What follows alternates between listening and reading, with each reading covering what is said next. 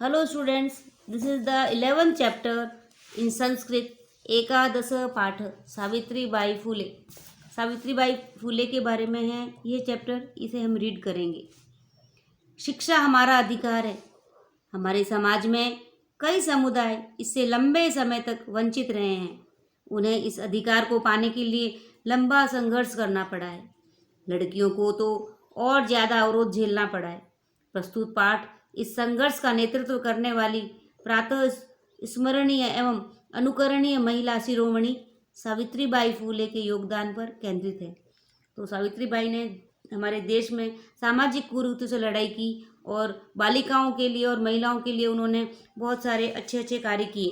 तो इसके बारे में हम इनके बारे में हम रीड करेंगे, सावित्रीबाई फूले के बारे में।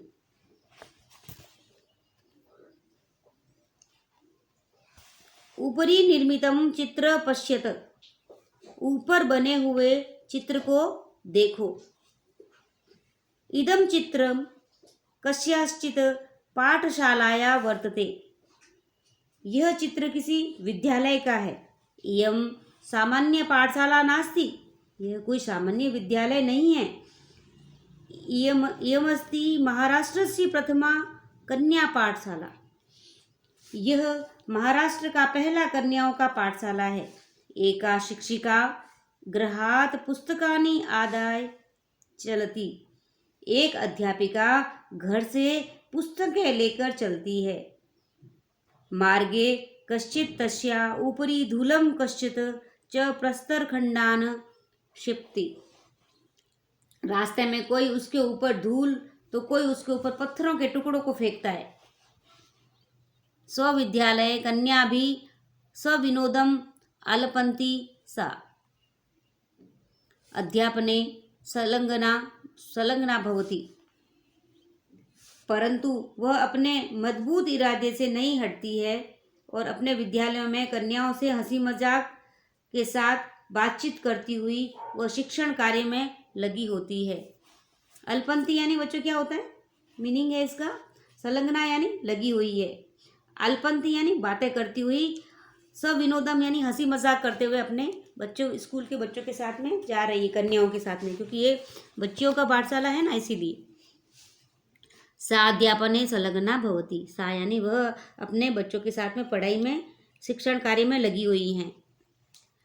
तस्या स्वकीयम अध्ययनमपि सहएव प्रचलित, अपने विद्यालय में कन्याओं से हंसी मजाक करते हुए साथ बातचीत करती है और वो शिक्षण कार्य में लगी है। उसकी अपनी पढ़ाई भी साथ ही चल रही है। स्वकीय अध्यापन यानी अपनी खुद की पढ़ाई भी वो साथ में कर रही हैं। केयम महिला, यह महिला कौन है। अपि यूयमीमाम महिलाम जानीथ, क्या आप लोग इस महिला को जानते हो। तस्या इयमेव महाराष्ट्रस्य प्रथमा महिला शिक्षिका सावित्रीबाई फूले नामधेया, यही महाराष्ट्र की पहली महिला अध्यापिका सावित्रीबाई फूले के नाम से जानी जाती है। जनवरी मासस्य तृतीय दिवसे, जनवरी मास के तीसरे दिन यानी 1831 में, 3 जनवरी 1831 में तमे ख्रीस्ताब्दे महाराष्ट्रस्य नायगांव नामनी स्थाने सावित्री अजायत, जनवरी महीने के तीसरे दिन 1831 ईस्वी वर्ष में महाराष्ट्र के नायगांव नाम के स्थान पर सावित्री के ने जन्म लिया। तस्याः माता लक्ष्मीबाई पिता च खंडोजी इति अभिहितो, उनकी माता लक्ष्मीबाई और पिता खंडोजी नाम वाले थे। 9 वर्ष देशीया सा ज्योतिबा फूले महोदयन परिणीता, 9 वर्ष की आयु वाली वह ज्योतिबा फूले जी के साथ ब्याही गई, यानी ज्योतिबा फूले के साथ उनकी शादी हुई। किसकी, सावित्री देवी की। सोऽपि तदानीं 13 वर्षकल्पः एव आसीत्, वह भी उस समय 13 वर्ष के आयु वाले थे।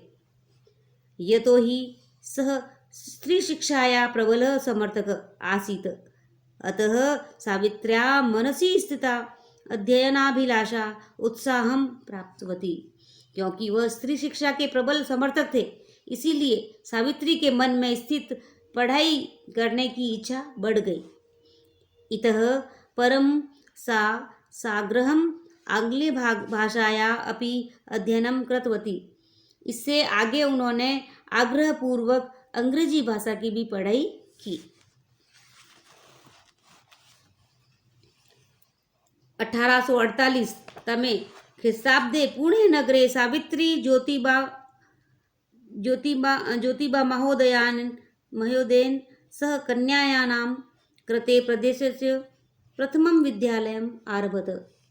सावित्रीबा फुले नाम की जो ये महिला हैं, यानी श्रेष्ठ हमारी जो महान काम करने वाली हैं, वो 1848 ईस्वी वर्ष में पूना नगर में सावित्री ने ज्योतिबा जी के साथ कन्याओं लड़कियों के लिए राज्य का पहला विद्यालय प्रारंभ किया। तदानीं सा केवलम सप्तदश वर्षीया आसीत। उस समय वह केवल 17 वर्ष की थी। सह 1851 तमे ख्रिस्ताब्दे अस्पृश्यत्वात् तिरस्कृतस्य समुदायस्य बालिकानां कृते पृथक्तया अपरः विद्यालय प्रारब्ध। सन 1851 ईस्वी वर्ष में छुआछूत के कारण अपमानित किए गए समूह की लड़कियों के लिए अलग से उन्होंने दूसरा विद्यालय आरंभ किया। सामाजिक कुरीतिनां सावित्री मुखरम विरोधम अकरोत। समाज से संबंधित बुराइयों का सावित्री ने जोर शोर से विरोध किया। विद्वानां शिरोमुंडनस्य निराकरणाय सा साक्षात नापिते मिलता। विधवाओं के सिरों को मुंडवाने का निराकरण यानी प्रथा को बंद करने के लिए वह स्वयं नाइयों से मिली। फलेन केचन नापिता, यानी फलस्वरूप कई नाइयों के इस रिवाज को उन्होंने भागीदारी छोड़ दी। अश्यारूढ़ो सहभागिताम अत्यजन। एकदा एक बार सावित्र्या मार्गे दृष्टम यत कूपम निकषा क्षीणवस्त्रावृता तथा कथिता निम्न जातीया काश्चित् नार्यः जलम पातुम याच्यन्ते स्म। एक बार सावित्री ने देखा कि कुएं के पास फटे जीर्ण यानी फटे हुए क्षीण वस्त्र यानी फटे पुराने वस्त्रों से लिपटी कथित नीची जाति की महिला कुछ महिलाएं जल पीने के लिए मांग रही थी। तो कुएं के पास खड़ी थी और पानी मांग रही थी। तो ऊंची जाति की महिला यानी उच्च वर्गीय उपहासम कुर्वन्त कूपात जलोद्धरणम अवारयन। ऊंची जाति की महिलाएं मजाक करती हुई कुएं से पानी पिलाने की मना कर देती हैं। सोढ़ू ना शक्नोत, यानी सावित्री इस अपमान को सह नहीं सकी। सा तहा स्त्रिय निज गृहम नितवती, वह उन स्त्रियों को अपने घर ले गई। तया मनुष्याणाम समानताया जलम नयत सार्वजनिकयम तड़ाग, और अपने घर ले गई। तालाब दिखाकर कहा कि इच्छा अनुसार पानी ले जाओ। यह तालाब जो है सब लोगों के लिए है, सार्वजनिक यानी सभी के लिए। यहाँ से जल लेने में जाति का कोई बंधन नहीं है। अस्मात् जलग्रहणे नास्ति जाति बंधनम। तया मनुष्याणां समानतायाः स्वतंत्रतायाश्च पक्ष सर्वथा समर्थित।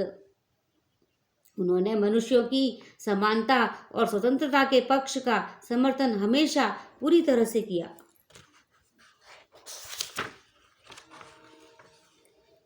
महिला सेवा मंडल, शिशु हत्या प्रतिबंधक गृह इत्यादीनां संस्थानां स्थापनायां फूले दंपतियों अवदानम महत्वपूर्णम। महिला सेवा मंडल, शिशु हत्या प्रतिबंधक गृह आदि संस्थाओं की स्थापना में फूले दंपति का योगदान महत्वपूर्ण है। सत्यशोधक मंडलस्य गतिविधिषु अपि सावित्री अतीव सक्रिय आसीत्। सत्यशोधक मंडल की गतिविधियों में भी सावित्री बहुत सक्रिय रही थी। अस्य मंडलस्य उद्देश्य आसीत् उत्पीड़ितानां समुदायानां स्वाधिकारान् प्रति जागरणम् इति। इस मंडल का उद्देश्य पीड़ित समुदायों को अपने अधिकारों के प्रति जगाना था। सावित्री अनेका संस्था प्रशासन कौशलेन संचालितवती। सावित्री ने अनेक संस्थाओं को अपने निर्देशन की कुशलता से संचालित किया। दुर्भिक्ष काले यानी अकाल के समय, प्लेग काले च सा पीड़ित जनानाम अश्रांतम अवितरम च सेवात अकरोत। सावित्री ने अकाल के समय में व प्लेग के समय में उन्होंने पीड़ित लोगों की बिना थके लगातार सेवा की। सहायता सामग्री व्यवस्थाएं सर्वथा प्रयासम अकरोत। सहायता की वस्तुओं की व्यवस्था के लिए भी पूरा प्रयास किया। महारोग प्रसार काले सेवारता सा स्वयं असाध्य रोगेण ग्रस्ता। उस महारोग के फैलाव के कारण सेवा में लगी हुई वह स्वयं महामारी से पीड़ित हो गई बच्चों। और 1897 में तमें खिस्राब्दे निधनम गता। और 1897 ईस्वी में उनका वर्ष में उनकी मृत्यु हो गई। साहित्य रचयनाया अपि सावित्री महीयते। साहित्य रचना में भी सावित्री बढ़ चढ़कर अर्थात आगे बढ़ी, आगे हैं। तस्या काव्य संकलनयद्यम वर्तते। उन्होंने उनके दो काव्य संग्रह यानी उन्होंने कविताएं भी लिखी बच्चों। पहला है काव्य संग्रह काव्य फूले और दूसरा है सुबोध रत्नाकर चेती। यानी ये दो काव्य हैं जो उन्होंने अपने द्वारा उनके लिखे गए हैं। भारत देशे महिलोत्थान से गहनावबोधाय सावित्री महोदया जीवन चरितम अवश्यम अध्येतव्य।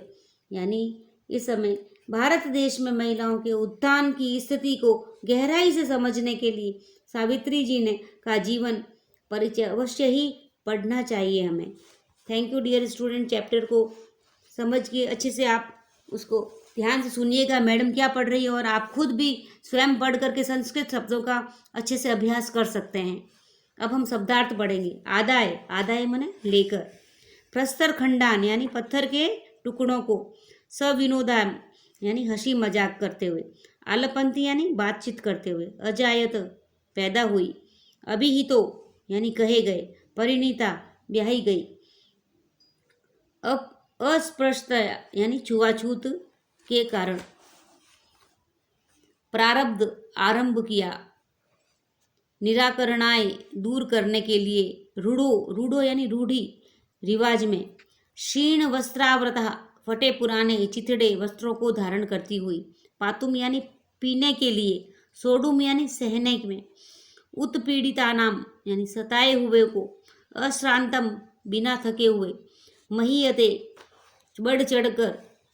गहनावबोधाय गहराई से समझने के लिए। Thank you dear students. Chapter is finish.